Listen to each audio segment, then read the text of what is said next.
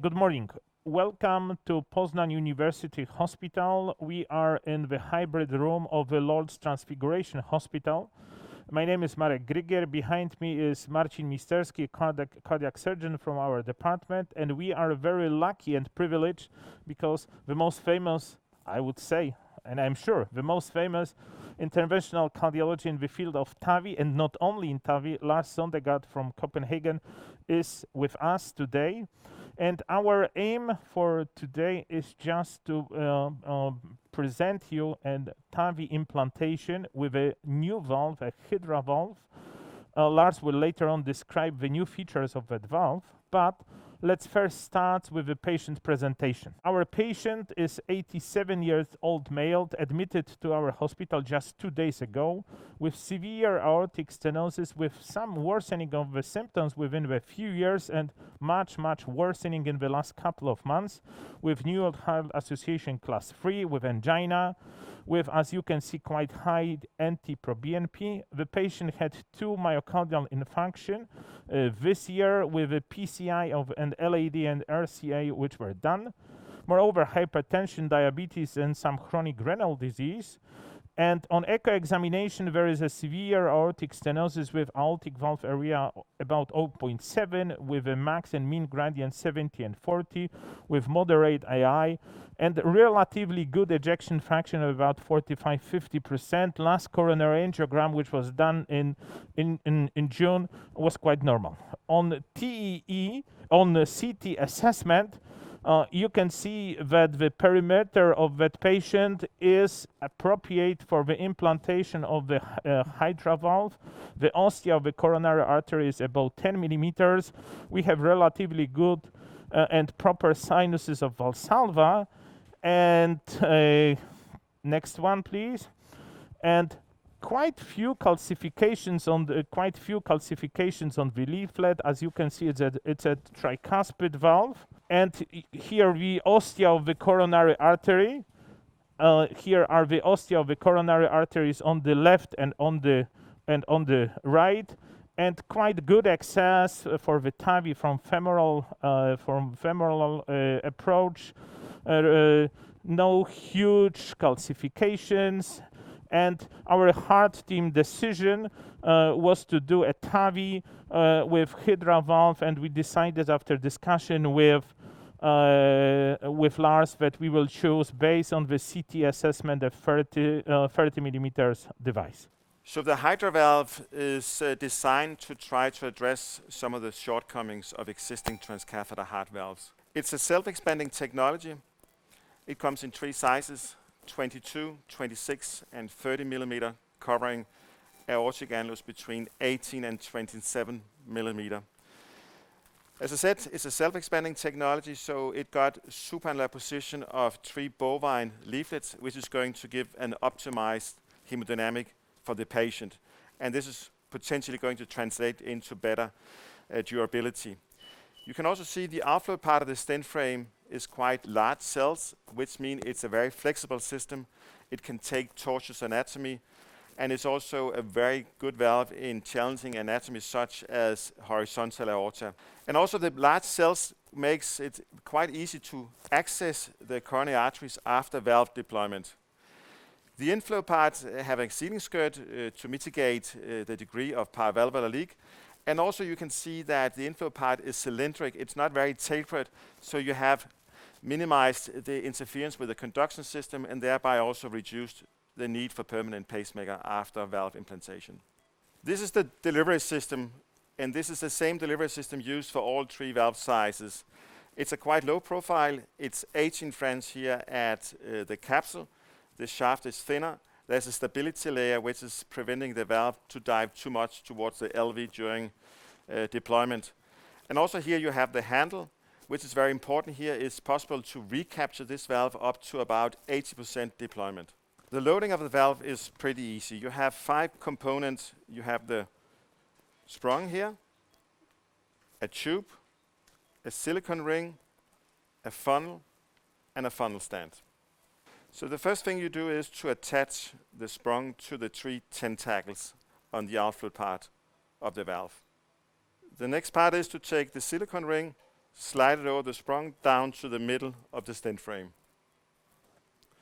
Next, you pull the sprung and the silicone ring up against the funnel stand, like this. So next part is to take the funnel itself, slide it over the funnel stand so it crimps the inflow part of the stent valve. Next step is to take the tube into the funnel, through the stent valve and up through the tentacles.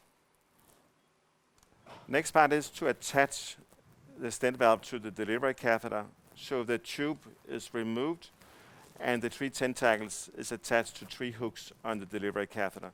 And then you just start to slowly load the valve. And then you see you have the blue marker here. So this is where it should be when you go in. Okay. But as you see, there's It a gap still is here, a gap. so there's a chance to override. You just need to go back again when it's closed.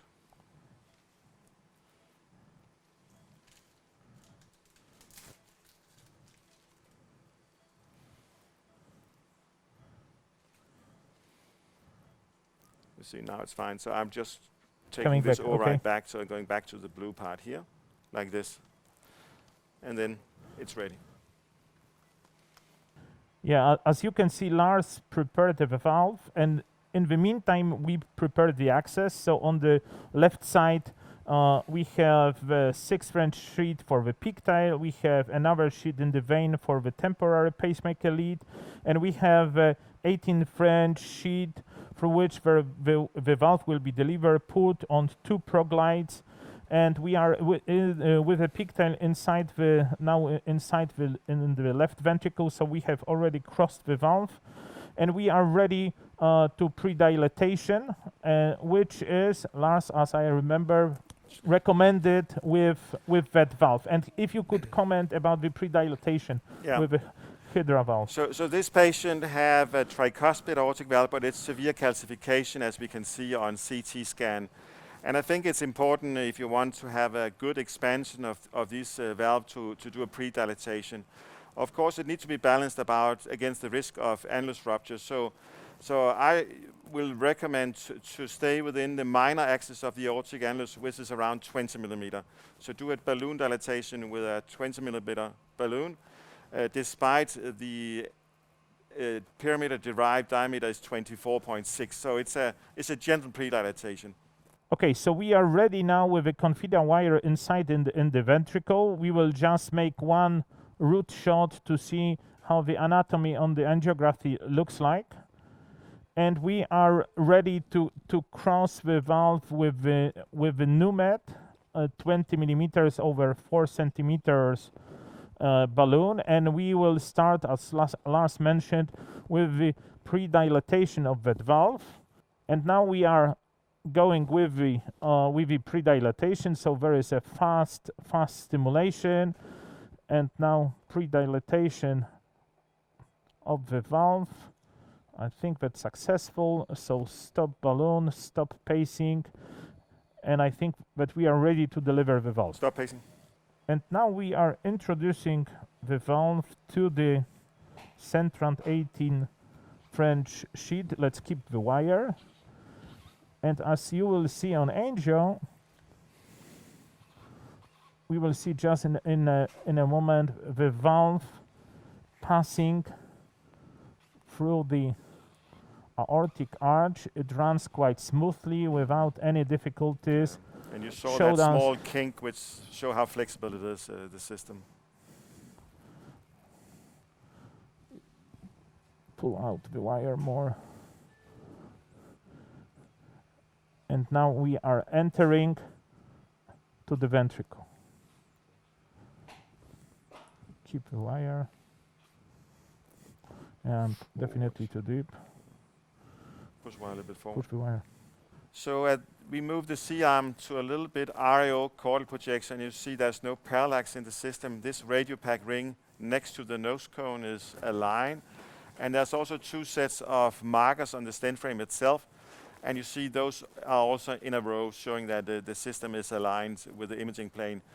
So the ideal implantation will be that the bottom row of the markers closest to the inflow part of the stent frame, is just above the aortic annulus during the final implantation. And this is what we're going to aim for here. Okay, so maybe we will inject once contrast to check if the picta is in a proper position and if these markers which Lars mentions are in a proper position. What do you think, Lars? A little I bit think deeper? yeah, but I think you can start here, Mark. You know, it's probably going to dive a little bit towards the LV during the implantation. So to just start here and let's see how it's going to. Okay. So Yeah. let's start. Opposite way, going counterclockwise, yeah, and just go slowly. And when it starts to open up, we're going to pace. So we're going to pace 120, 130 in a minute or so. So just Uszykujmy stymulację. so just continue going slowly, yeah.